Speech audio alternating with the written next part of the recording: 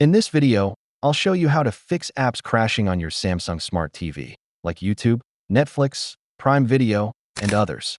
Let's get into it. Method 1. Restart the TV properly. Press and hold the power button on the remote until the Samsung logo appears. This does a soft reset and can clear temporary app glitches. Method 2. Reboot your internet connection. Unplug your Wi-Fi router for 30 seconds and plug it back in. A weak or unstable connection often causes app crashes.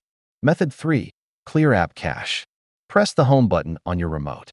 Go to Settings, Support Device Care, Manage Storage. Select the app that's crashing and click Clear Cache. If the option isn't available, try the next method. Method 4. Reinstall the problematic app. Go to App Settings, gear icon. Select the app, then choose Delete. Go back to the App Store, find the app, and reinstall it. Method 5. Update the TV software. Press Home, Settings, Support Software Update now. Make sure your Samsung TV is running the latest firmware. Method 6. Reset Smart Hub.